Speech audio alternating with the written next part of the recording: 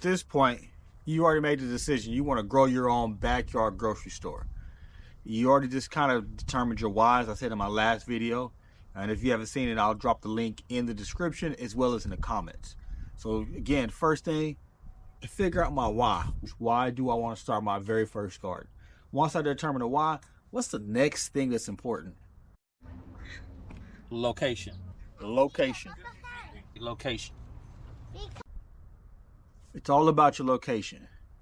For example, do I want to grow in my front yard or my backyard? Hardiness comes into play. What zone are you in? What's your average frost states? Because this is going to determine what you grow, where you grow, and it's going to kind of determine your crop cycle.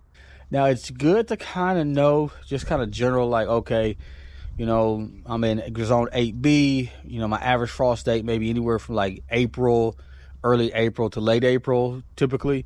But it doesn't paint the whole picture. That's why I don't really follow too much in zones, and like they have the back of the package, or they say it grows well in this zone and that zone.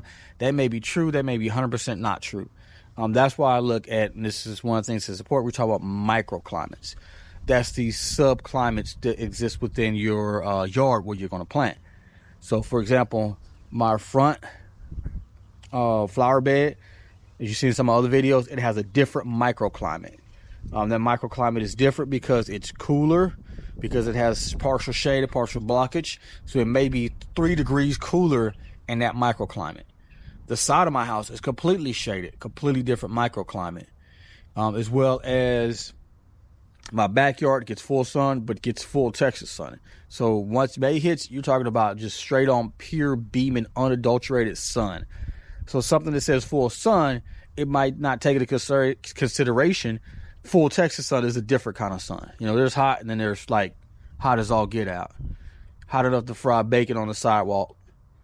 Hot enough to fry in your own sweat. So let me show you a little bit what I got going on. So essentially, I determined this is going to be kind of my edible, medicinal, and herbal flowers, as well as my other herbs. Now, the reason why I chose this location, because, let me back out, the sun comes up right over yonders, right?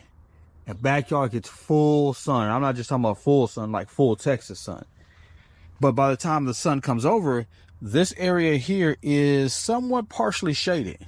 This is important. So if I have something that can't take the direct heat, I put it on this side and this front yard. Also, one thing to consideration, you know, is your water supply. Where's your water coming from? Is it well water, rainwater? Because that's important. So same thing here. I have a water supply. I can set my sprinklers up here. I can do a drip irrigation. Easy peasy. This area, which is just ornamental bushes, but eventually me and the wife had come to agreement, as long as I place them with nicer ornamental bushes, I can go ahead and replace these. So I'm thinking like a nice salvia, a nice sage bush, which when it flowers is beautiful, as well as a nice lavender. And these are all medicinal, herbal bushes, but they also are very, very pretty. But my point being, this area here, talking about water supply, there's no way to get water over here. The water hoses have to go across my driveway to get a water supply. It's just not practical. Same thing. It's just in a very odd area. So whatever I plant here is going to have to be essentially drought tolerant. This is why I named sage, rosemary, and any succulents would do good over here. So that's, again, we're talking about location. I have to understand where's my sun coming from, how much sun do I get, and also I have to understand my water supply. Also your soil condition, right? So you start talking about, you know, what kind of soil do you have? Do you have a sandy soil, a loam soil? Do you have a compacted clay soil? Do you have a rocky soil? Is it acidic? Is it neutral? These are all the things that you're going to have to take into consideration when you're growing. What kind of soil do you have? And which is going to determine my next video series is how do you want to grow? Whether you grow in ground, above ground, or whatnot. Because here in this area, we have a bunch of subdivisions. And what happened with these subdivisions, they went through, they ripped up all the native dirt and soil, built all these subdivisions, and then put some of the native soil and dirt back. But honestly, they put a bunch of cheap fill dirt, cheap fill soil, and cheap grass and threw it all back together. So now what's happened, you've got maybe 6, 8, maybe 10 inches of topsoil removed. And now you're down to, I know at least in my area, bedrock. So if I dig more than maybe, let's say 6 inches down, I'm hitting rock. And it's just, it is what it is. That's how it is. So everywhere in my backyard is rock. Now, the rock is softer rock. I mean, it's the white, don't know what kind of rock it is, but it's white, and it's easily, over time, it starts to break and crumble.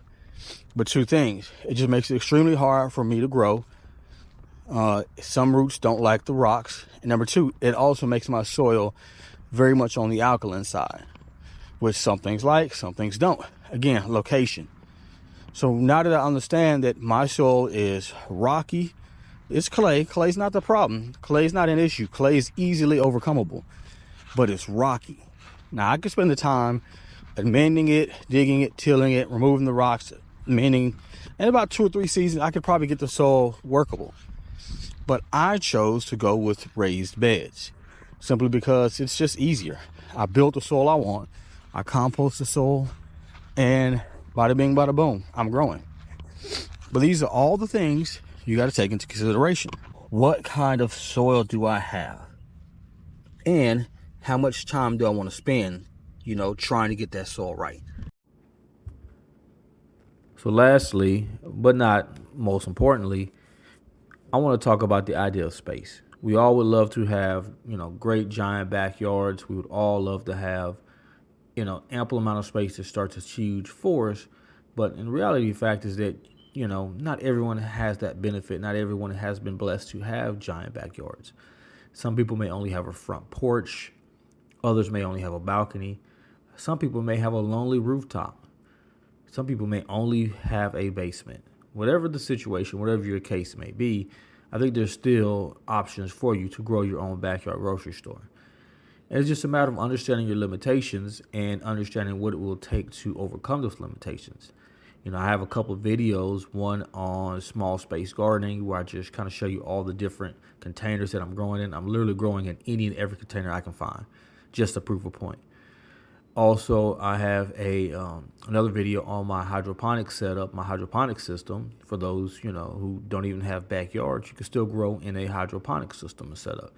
And there are other people, and I'll drop some, channels and links below for hydroponics that have great hydroponic setups, have great, step-by-step tutorials on how to grow hydroponically. And of course, I will put all of that in the description. But the bottom line is you can still start your own grocery store.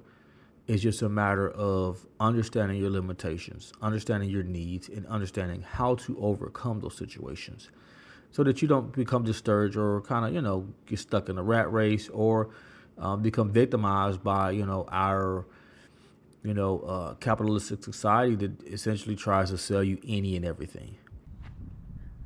So after you do all that, the very next thing to do is watch my video.